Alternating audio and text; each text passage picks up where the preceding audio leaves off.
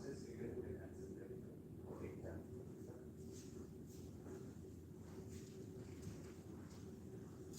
So you enter with your left foot and you proceed to.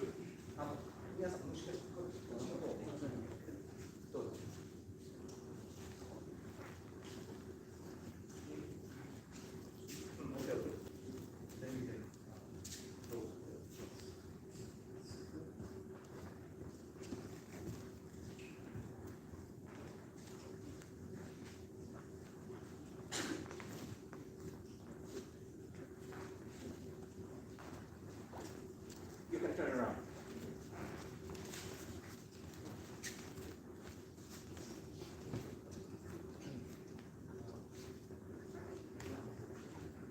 Come over to you here. Don't worry. Here. You can sit here or here. It's okay.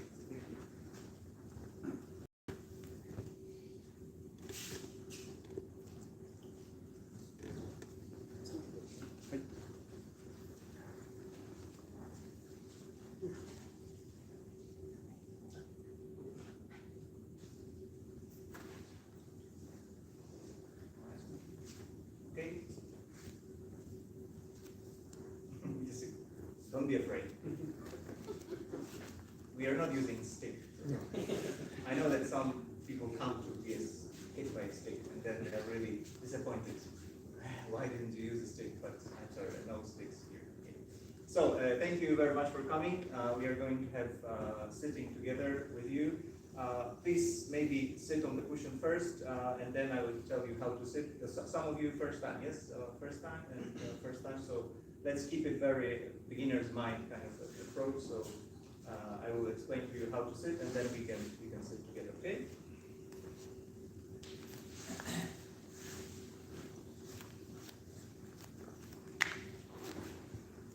What brought you to Zazen? I mean, you said your friend, right? But you were interested in sitting, or?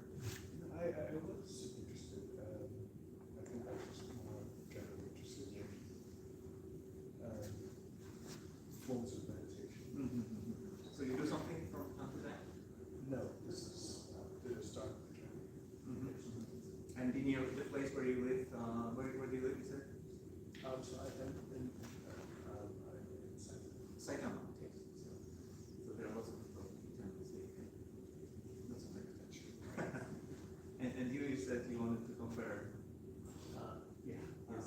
I just finished a awesome meditation retreat, and I wanted to see what the Zen is like. And I've always had an interest in religion, and at least Buddhism through meditation has a very experiential aspect beyond the belief aspect that many other religions focus on.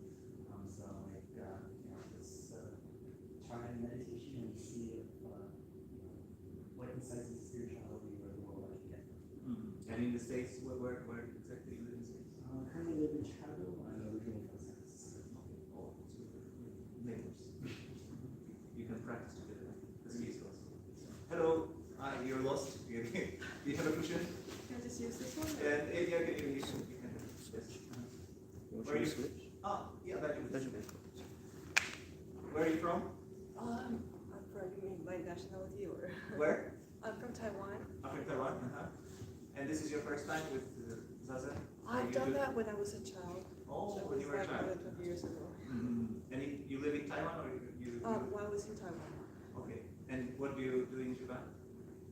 I'm working here. I work here. Okay. So I asked too many questions. Actually, before I was coming here, so it's not a difference between the Vipassana and Zazen, as one of our friends wanted to know. But I got an email, and then actually it was last month. I think you were here last month. Probably was. He's a regular. So last month or 2 months ago, I don't remember, but when I was explaining Zazen, so I said that in Zazen is kind of like having this drawn kind of experience. So you don't associate with your thoughts. Like sometimes we go to have Zazenkai in this or that place, and people say, so what can I do not to think? People ask like, what can become mood in Japanese. There's this magic word, mood means like nothing. So many people come to practice Zazen with this idea that they will become nothing. Probably they have lots of obnoxious thoughts in their minds and they want to sort of do something with that. But in Zazen it doesn't work like that. I mean, as my teacher said, if you don't want to think, so give me an axe and I will cut off your head. But it's the only way not to think. Otherwise you think, right? The question is what do you do with your thoughts, or what is your relationship between you and your thoughts? And in Zazen it's really, as a metaphor, I often compare it to now we have these drones all around the place, right? Everyone investing in drones. So we have even Japan recently made like cardboard drone or something, very very light kind of drone. So as I don't know if you of course you see the drone. So the drone is you go up and you see from behind yourself or from up, right? From beyond yourself or from the above, what is happening around the place. So you don't associate with what's, usually we are like playing a game. I mean, this is me and this is you, I don't like you, or maybe you don't like me, or I'm jealous about you, I'm jealous about you, like all of these games. And we are so associated with that it's really difficult to see or to sort of look at the scene that is happening like objectively. But Zazen actually enables us to do it. So it's like, as I said, like a drone experience. So it's like looking at your thoughts from behind yourself. In Japanese, there's the word which is called, in Japanese, taiko. Taiko means take a step back. So one of the methods in Zazen is like to take a step back and reflect upon yourself. It doesn't mean that you have to contemplate and you think about your thoughts and how bad I am, how good I am. It's not this kind of thing to do, but it's really, it builds kind of like objectivity, and you look at what is happening and you don't associate with that. That's why you see the game, but you don't participate. And there is I think, do you know the play of Go? The white and black stones, the Go, right? I think it's also called Go. And Okame Hachimoku, I think there's the word Okame Hachimoku in Japanese, which means the bystander or onlooker observing what is happening on board actually sees much more than the players themselves. So when you have one player, player A, and one player, player B, and they want to win and they don't want to lose. And this is what's happening with our lives too, right? In Buddhism we have like 4 worldly winds. They are called four worldly winds. 4 worldly winds, which means that we are being swayed all around the place by these winds. And what are these winds? Pleasure and pain. We don't want pain, we want only pleasure. So this is one kind of game, yes? Then we want to have respect, and we don't want to have disrespect. So we want other people to respect us, we don't want being criticized.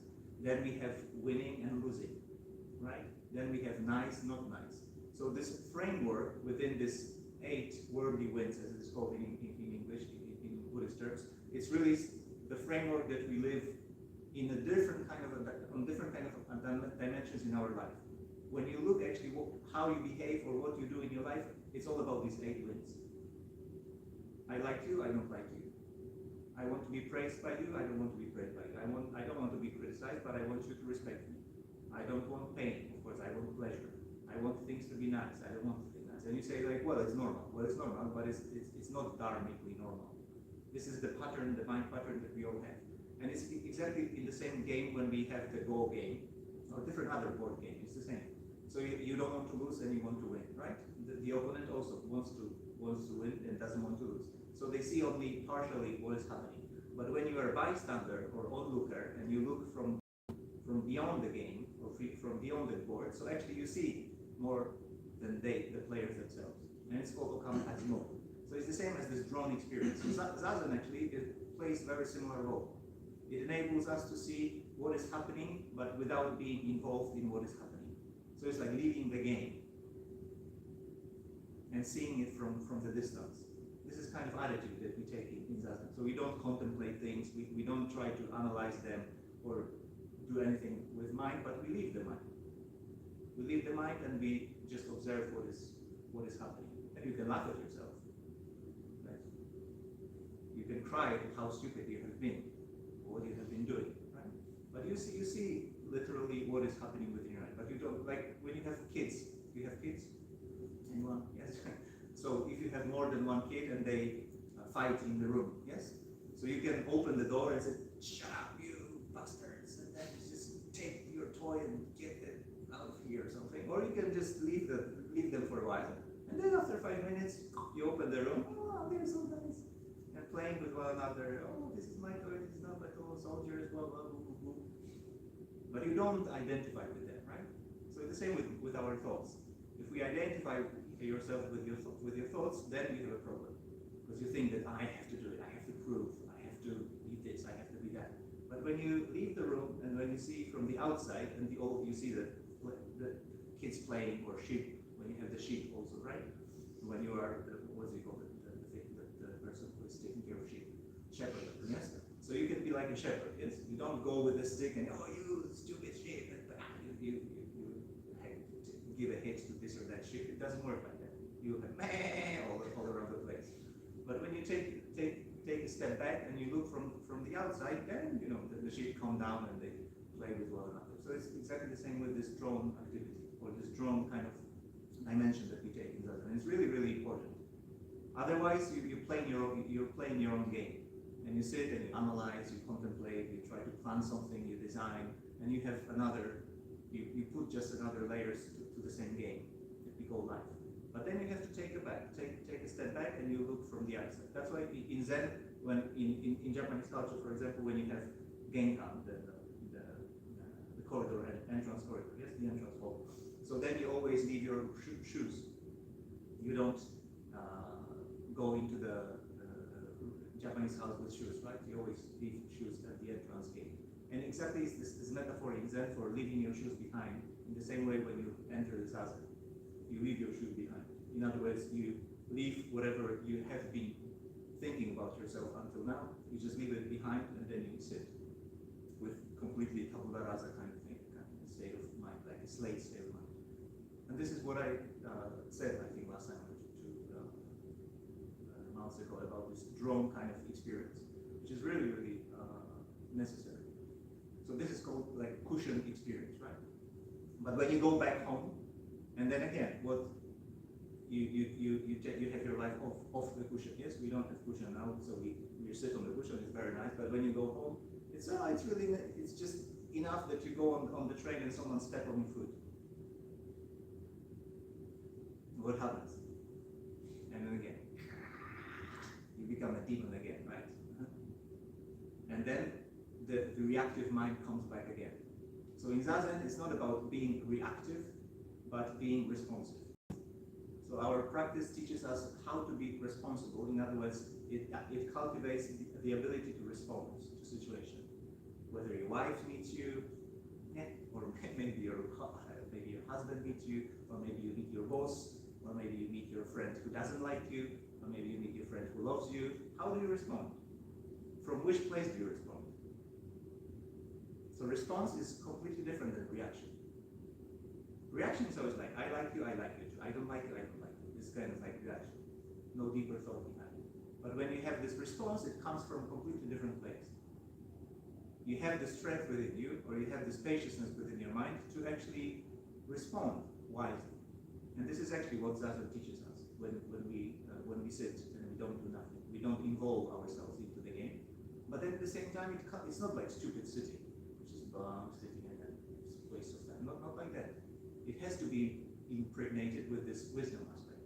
And this wisdom aspect teaches us how to respond in the world. And how to respond in the world is another aspect of our practice, which is called bodhisattva way of practicing, right? You don't do it for yourself, but you do it also for others. So the question is again, when someone steps on your foot on the train, will you react or will you respond? When you are tired after work and you observe how people get on the train. Well, in Japan maybe not so much, but sometimes you can often see how people, when the door opens and you see like elderly women who are very still genki, very alive in Japan, so they run because they see only this vacant seat there. So they are so happy that they can sit there, right? But then sometimes when I sit there and they see a foreigner, so they say, and they see, it's a foreigner, and they change their mind. They don't want to see this. It's very funny. So if you don't want an elderly woman to sit behind you or next to you, so be a foreigner, all right? They will. But But you can see it, right? It's a completely reactive pattern of your mind. Like the door opens and you see, wow, and then they want to sit there, right? And it happens with us too. Yes, the door opens, the first thing that you see, I want to sit there. You don't care about other people. You don't see anything, you just see this empty seat there, right? And then, when it turns this dimension of responsibility, oh, do I have responsibility, or do I have this ability to respond? What will I do there? Maybe there is another person who is standing next to me and she or he wants to sit.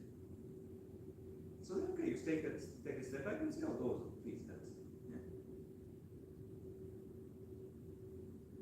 And so this kind of response, or responsiveness, we cultivate within our practice, which is really, really important. Right? So check, this is a blueprint in your social relationship when you come back home, or when you go back to your company, or when you go back to your relationship in daily relationship. What does it give you actually? So people say, oh, Zazen is good for nothing. Well, it's not good. It's good for nothing, but it doesn't mean that if you're angry today and after 30 years of practicing, oh, I'm still angry. It's not like that. There has to be a change of the mind.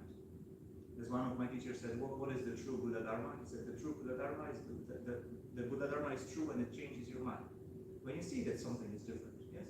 As I often talk with our friend, like, what does it give you actually, yes? You can ask him later. So it gives you something, yes? Whether it's positive change, it should be positive change. Why? Because you cultivate the quality of the Buddha mind within yourself. This is what we do.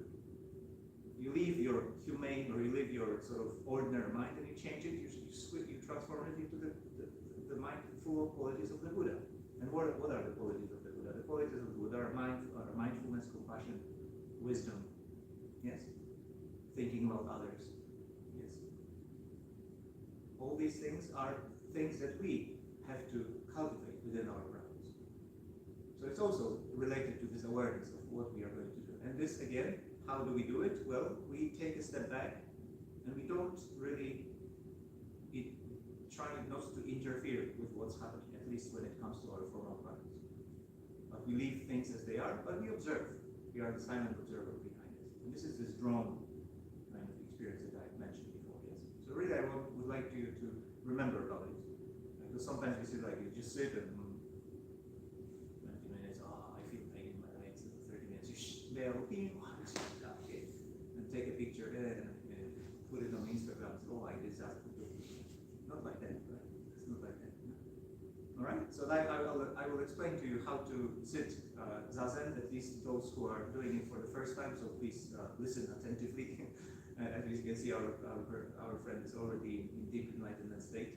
So let's see how to sit together, and I hope you can continue sitting at home also, whether in the States or Bermuda, right?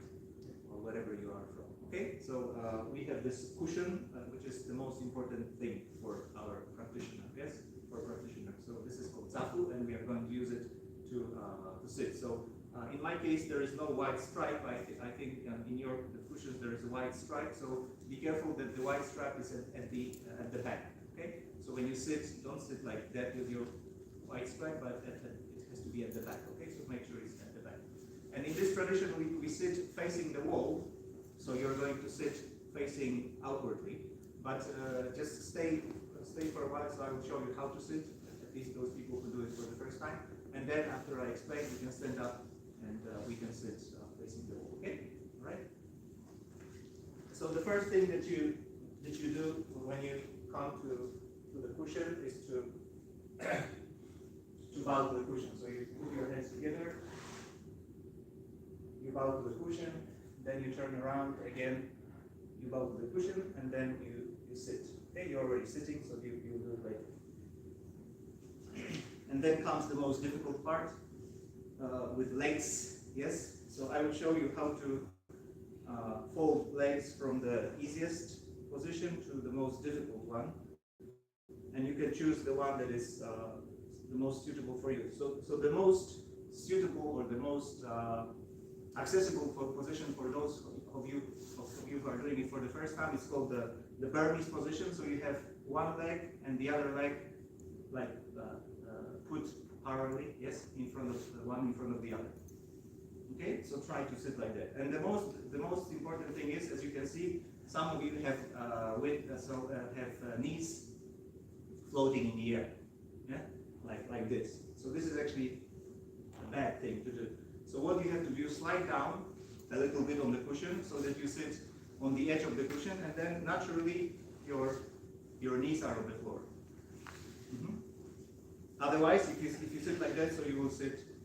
If for some reason, of course, like maybe you had some condition or something, so then of course you can sit like that. But believe me that after some time you will, what do you call it, slump, and you will sit in this I'm watching Netflix position. Yes. So, but when you slide down, so you have this as if you were opening scissors. Yes, you open the scissors and then you sit so that your knees are on the floor. This is the easiest one. So make sure that your knees are on the floor. You can do it. Can you? Can you? Wait, you have one leg in front of the other? No. Oh yes. Okay. Yes, more. Oh, okay, you did it right. Okay. Okay, you get it? So, all right. So this is the easiest one. Okay. Traditionally in Japan, like if you have Zen monks or not even Zen monks, but people who practice, some people don't even know that such a position exists. But in the West, where all this Buddhism and mindfulness and all these Eastern spiritual traditions are not so old, so people started with this one, and it's very fine. So many monks in Japan who have problems with sitting in full lotus, they say, yes, we can sit like that now, okay? But they didn't know that. So it doesn't mean it's wrong. It's actually a perfect position. It's really comfortable and you can sit it like that. So if you can sit like that, it's fine. Yes. The most important thing is that you have your knees on the floor. Okay, it's very, very important to have your knees on the floor. Then if you can go a little bit further, so you can put your left foot on your right thigh, and it's called the half lotus position. If you don't want to challenge, so please don't. Because I see your left. Okay. All right. But the base actually stays the same.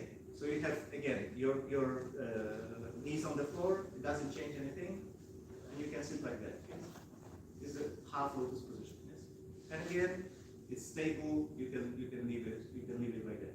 If you can go a little bit further, so then you can go full lotus position, which is you put two of your knees on opposite thighs, and then you have full lotus position. And again, it doesn't change anything here, at least for the more opportunity for ambulance to come.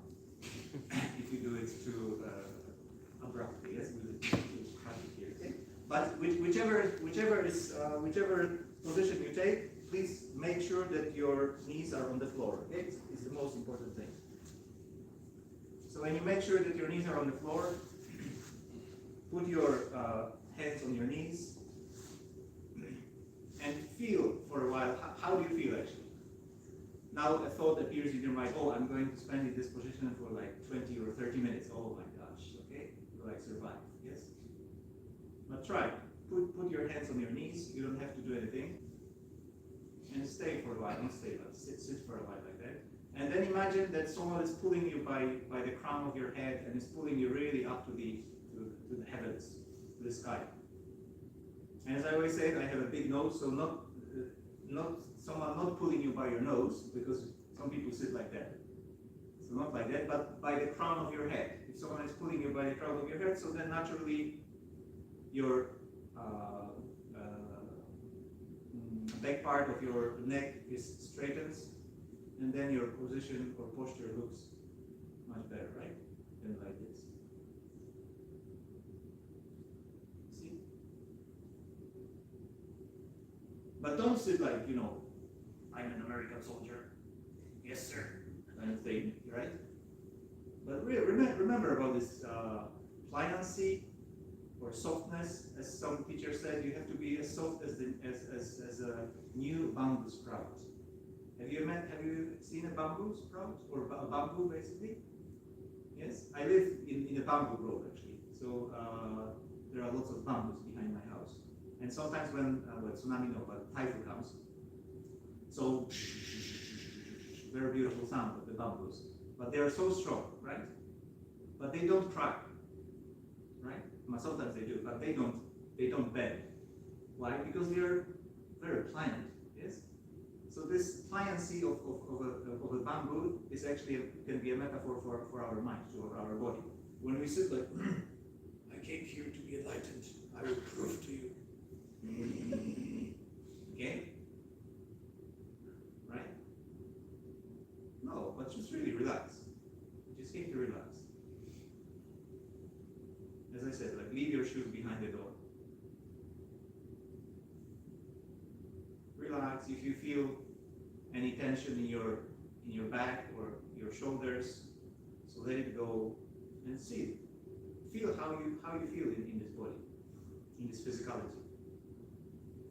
But again, remember about the base that I mentioned to you. So you have two knees on the floor and the buttocks, which is at the edge of the cushion. And you see, you don't have to do anything. You might ask, okay, now I'm sitting and now I will meditate. What will I do? But when you sit, it's the end actually. There's no further place to go.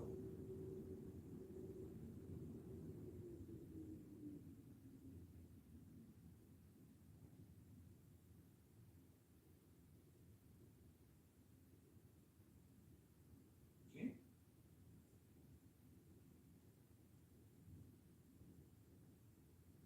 And now observe how many of these worldly winds appear in your mind. Pleasure, pain. Maybe my neighbor is looking at me. I want to be praised by this teacher. Or maybe I don't want to be criticized, so I have to look better in my position. You see, all these thoughts are here. Even in the dimension in the sphere of our practice. You don't have to go among people. It's all the time the same pattern in our mind. So see it.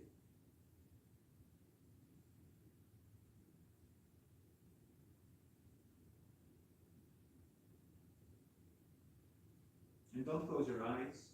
Put your hands on, as I'm holding my hand, so you have your right hand, and then on top of that you put your left hand, and you touch your thumbs.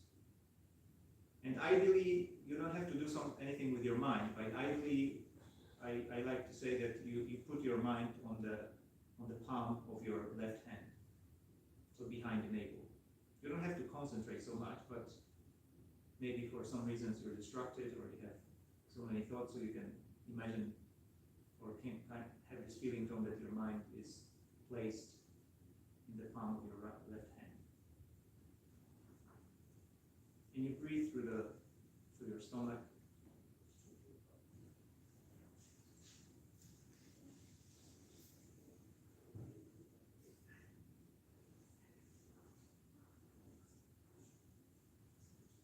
So in Zazen, we don't close our eyes. You don't focus on anything.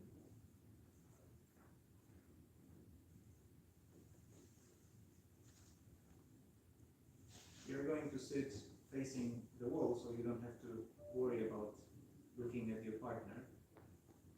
But you just look in front of you. And instead of looking at anything particular, you just see, in the same way with your senses. Other senses, like hearing. You don't listen to anything particular, but you hear some buzzing behind me. Maybe some birds. Someone's hungry, maybe.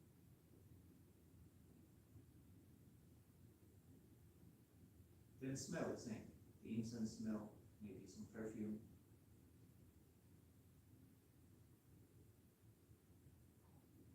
So you open all your senses.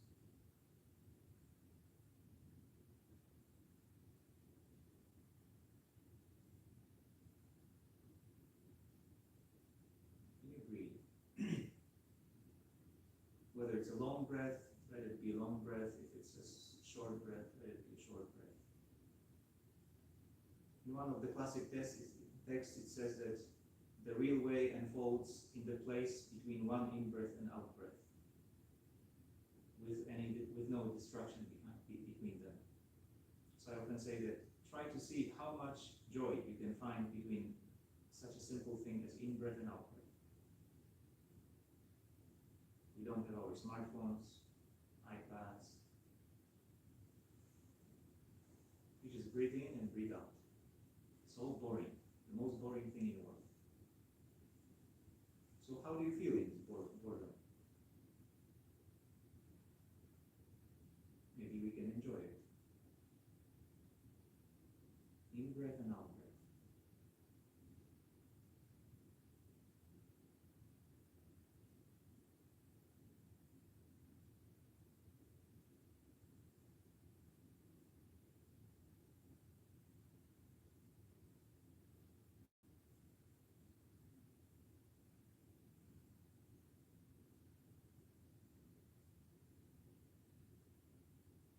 Okay.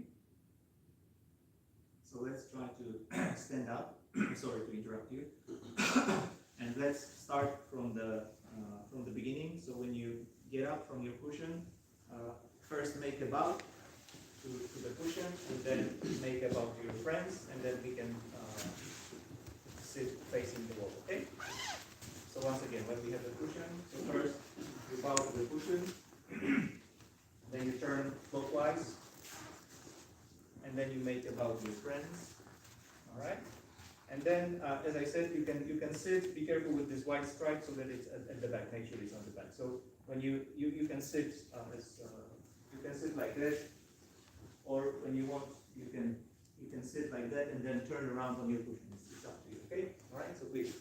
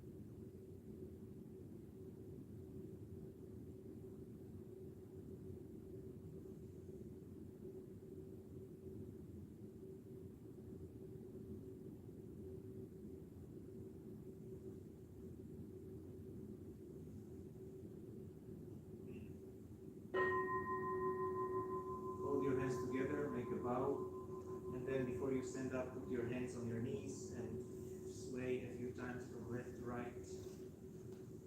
Make sure that you feel your legs. Don't hurry up. And when you're ready, you can turn around on your cushions. Okay. Just completely gone. Yes, if your leg is completely gone, you get.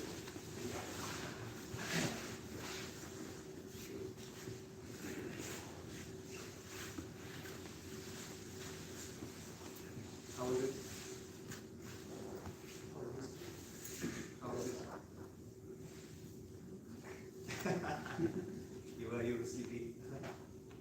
Yes, sleeping is actually is really a big obstruction. So she always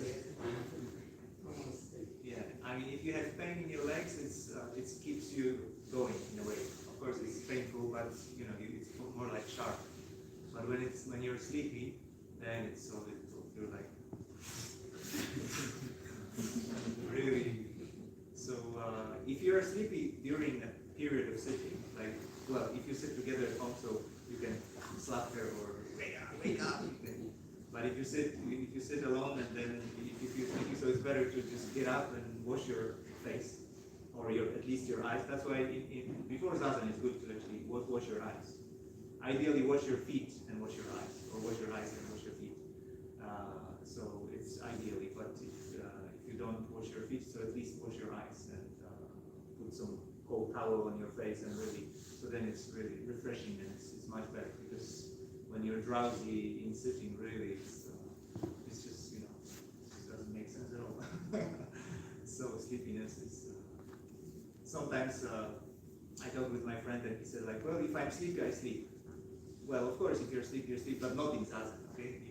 If you sit Zazen, this is practice, this is not just, you know, if I'm sleepy. Zazen is like, if you want to walk, you walk. If you want to eat, so you eat. If you want to sleep, you sleep. So, because Zen masters say like that. Well, of course, but not in practice. When you sit in practice, so there has to be an effort in practice. Not like, oh, if I'm sleepy, I fall asleep.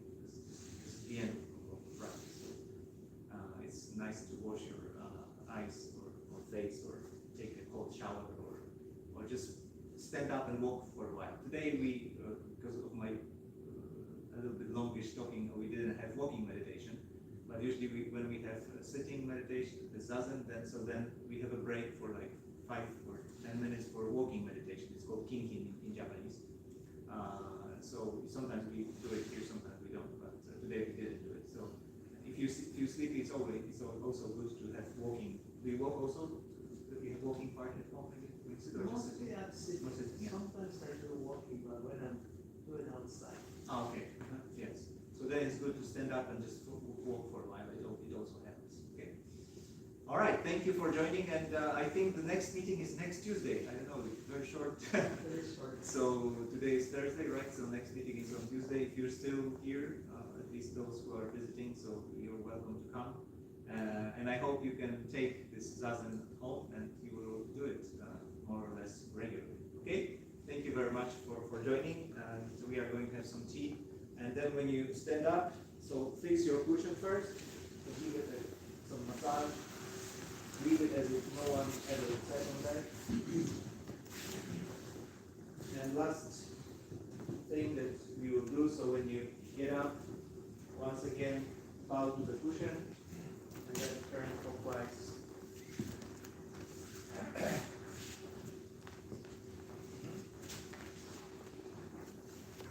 And then turn clockwise and bow to your friends. Thank you. Arigatou gozaimashita. And we can leave. So maybe left, right, left,